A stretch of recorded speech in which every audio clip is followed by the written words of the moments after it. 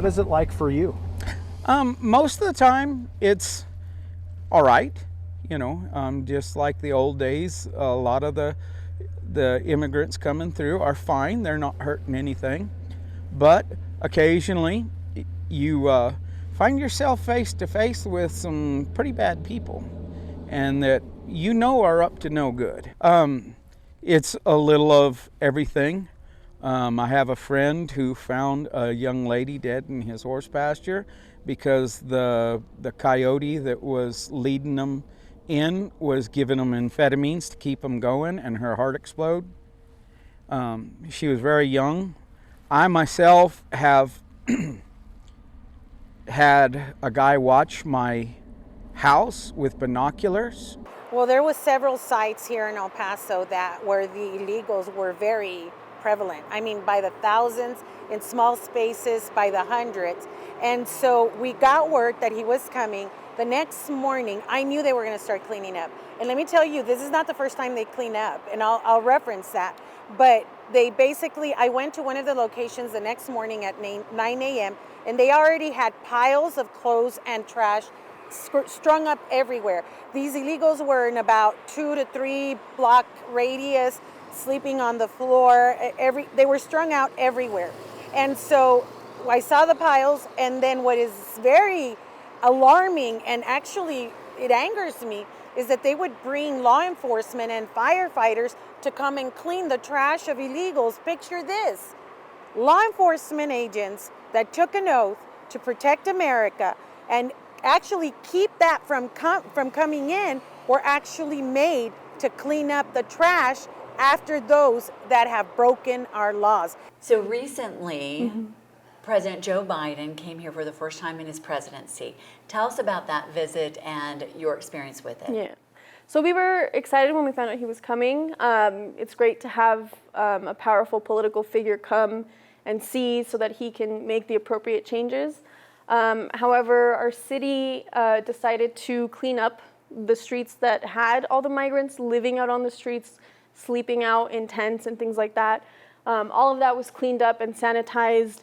And I don't even know that Biden went down that street, but it was a very censored visit. You can tell El Paso, or the city, I should say, just kind of put everything under the rug. So where you saw Biden walking up and down with the Border Patrol agents on the south side, which is Mexico, Ciudad Juarez, there was hundreds of tents. And they were everywhere. There's all the evidence. We have a very good source that told us that they picked them up, they picked up all the trash, and they actually flew those people into the south of Mexico. And how is it that they are able to do it if not without the cooperation of the Mexican government? Nothing happens without the cartel knowledge. So a lot of these car thefts, the vehicles are being found down here on the border in New Mexico, in Texas. There have been cars stolen from DIA that have been found here in New Mexico, in Texas. So a lot of that is transitionary. So the cartels may use those vehicles, they steal them in Colorado, and they use them for human smuggling here in the local area, and then abandon the vehicle. Those vehicles might be stolen and then used to smuggle dope back up to Colorado. Or they may be smuggled back into Mexico where they're chopped up and they're resold in South America. So any of that's happening, the cartels are making money off.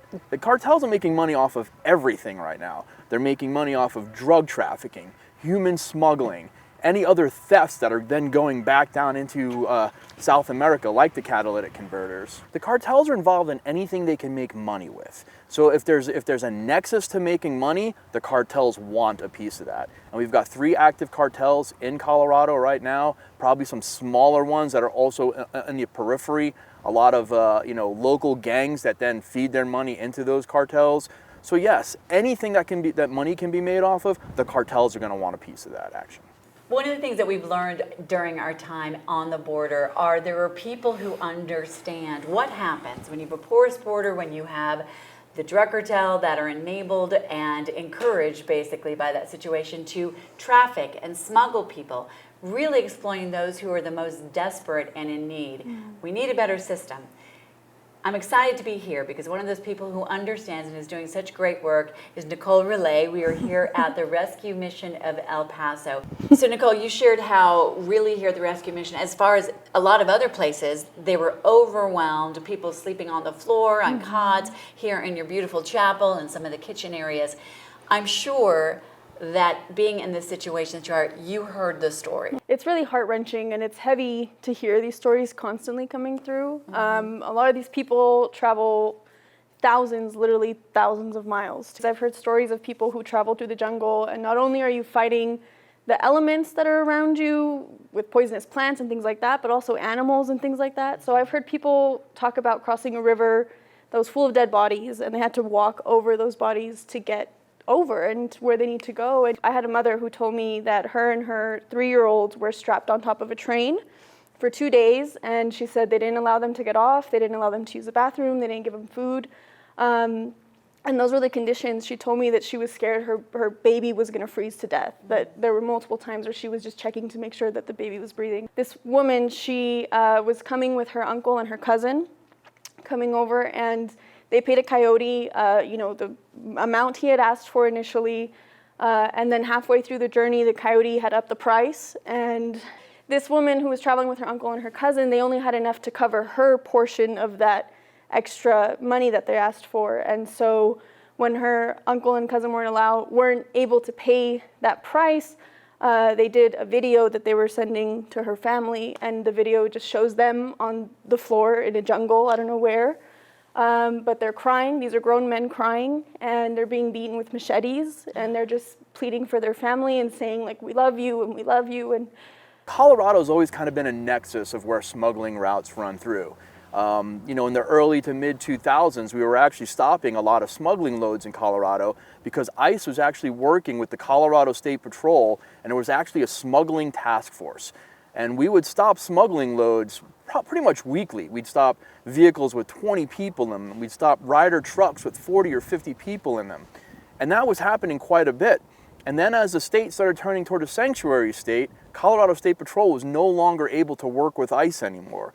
And then we saw that go down, the smuggling loads. Now, the smuggling loads didn't go down because the smuggling's not happening through Colorado. The smuggling loads went down because Colorado State Patrol is no longer allowed to pay attention to that.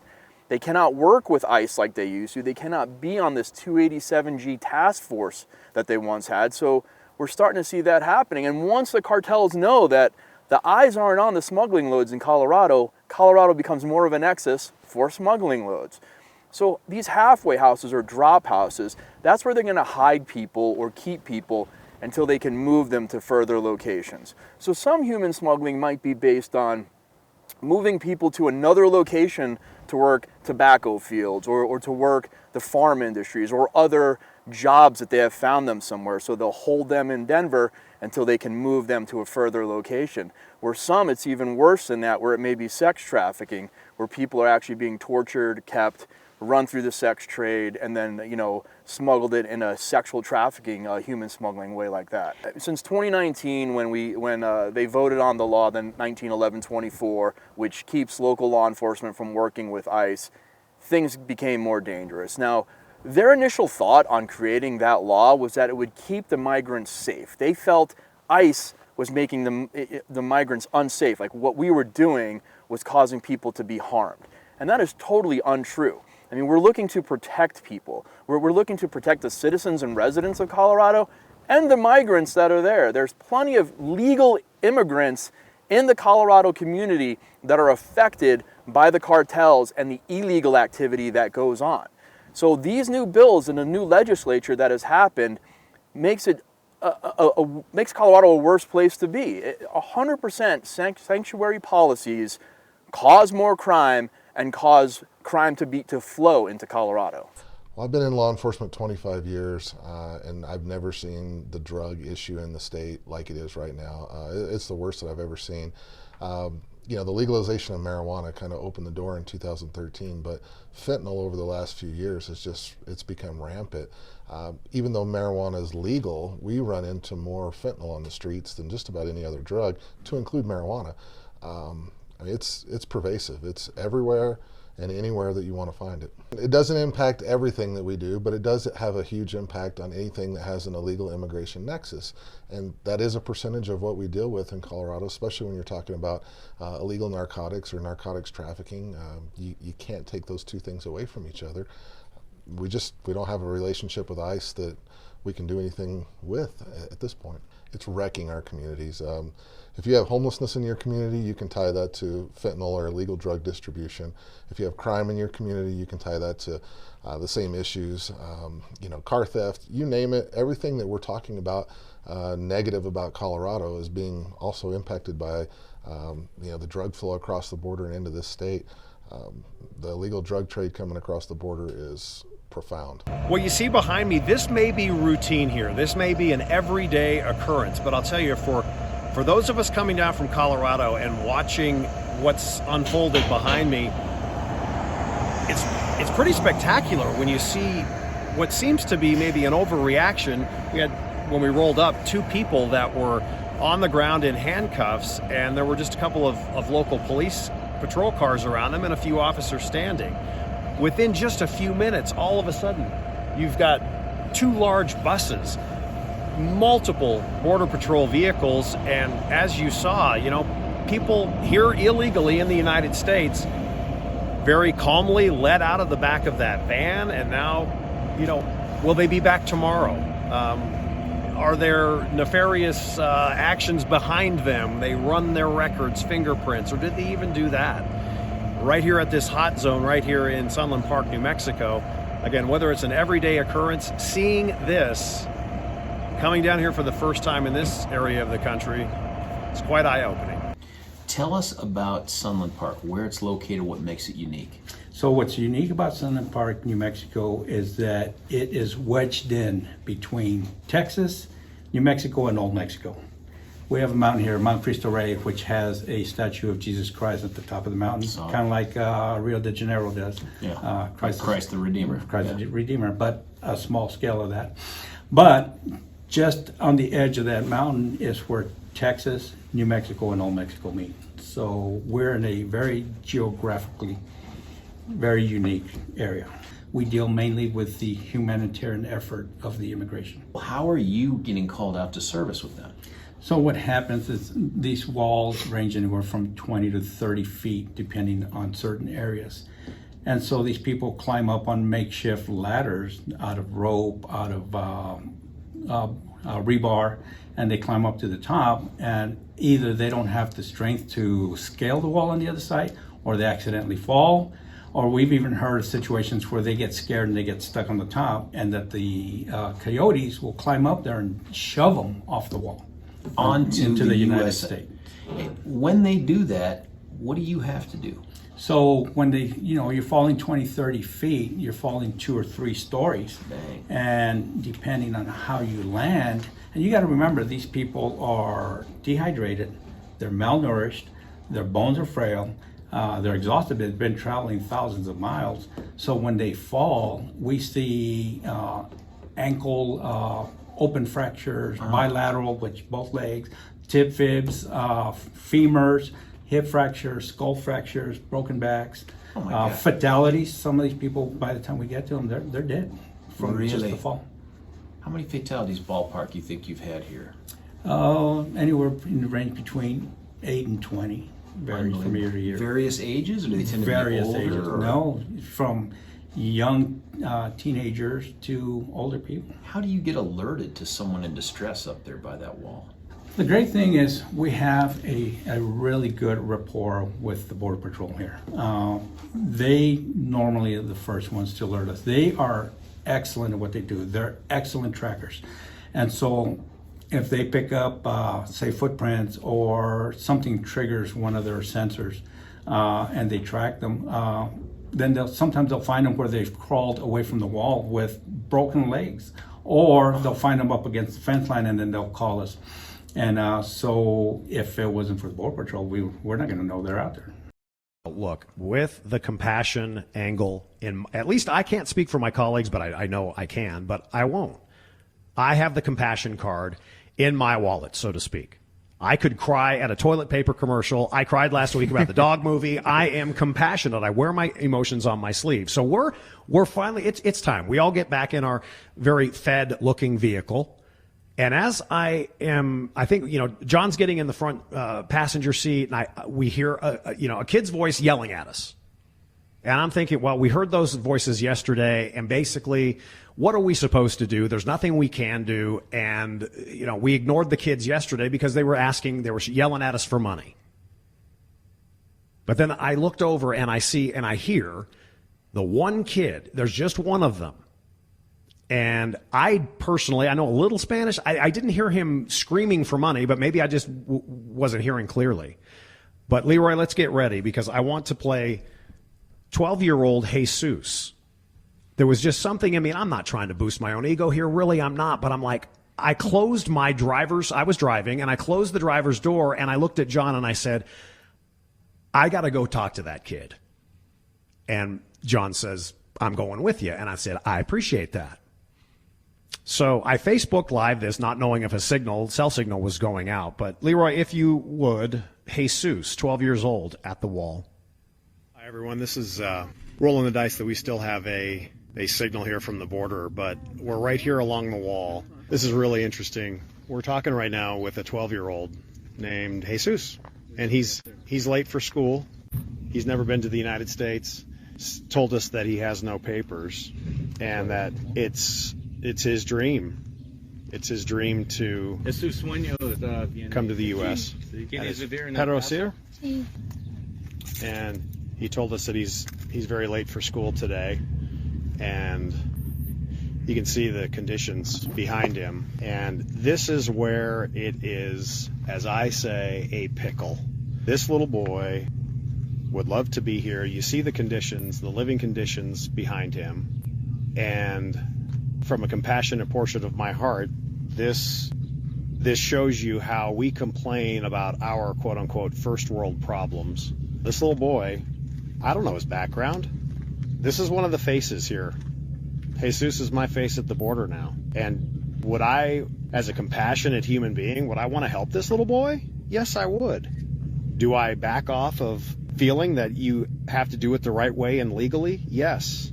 It's one thing to sit back and watch a television report or read or listen to us on the radio and say, have an attitude of, screw all of them. This is reality. This is a little boy. Frankly, is he telling the truth? I believe him. When you look at the conditions he's living in, and this is probably much better than many of them, it's a pickle. What do you do? Gracias, Jesus. Vaya con Dios. Adios. Adios. Sometimes with these people coming over, especially people who are smuggled, ICE is the first medical care that they receive after crossing through South America for weeks or months, and crossing the border and not eating for days and not having bathed for weeks. ICE is the first location when they come into our custody where they're receiving full medical care. They're finally receiving food, good food finally. So we shouldn't even be dealing with that situation. Like if people were coming in legally and coming through the ports of entry legally, they wouldn't have to be smuggled through and shove 20 people in a Suburban where people are laying on top of each other, and you've got these buckets that they've been peeing in because they don't want to stop at a rest area because it'll be noticed that 20 people got out of a Suburban, so there's feces and urine in those vehicles and people laying on top of each other. That's not how we want human beings to be treated. If you had the ear of, and pick the official, whether it is your governor here in New Mexico, whether it's a county commissioner, whether it's the president of the United States, if you could have Sean's words resonate, what would you say? I think they need to stop doing what is right for them politically and start doing what's right for the country. The stories and the images that we've been able to capture here and bring to you, clearly what happens here impacts Colorado. Absolutely. We thank you for joining us, and that's why we invite you to make your voice heard by going to 710knus.com. And again, we urge you, help us create a Colorado undivided. Hi, I'm Deborah Flora. I'm the host of the Deborah Flora Show, heard Monday through Friday at 3 p.m. on 710knus.com.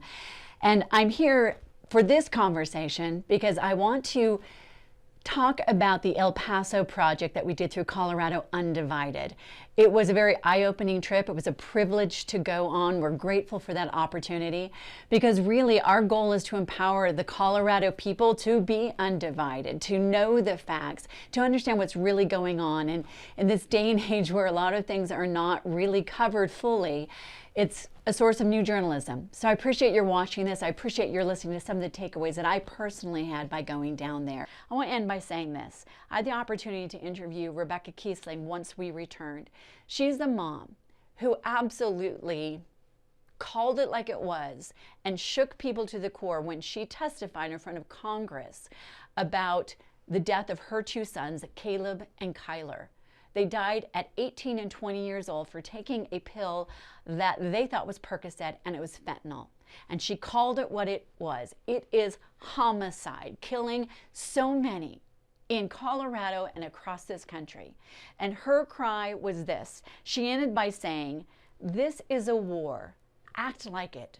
Do something." We can join our voices with Rebecca's. All we have to do, and why we invite you to join us, is to go to 710knus.com, click on the Colorado Undivided banner, and add your name to Rebecca's, to those of Dolores, to the Border Patrol agents, to Zach, to so many others, to Nicole at the rescue mission in El Paso. Add your voice to all of these to ask for the policies to be put in place that will stop this devastation and introduce truly compassionate solutions.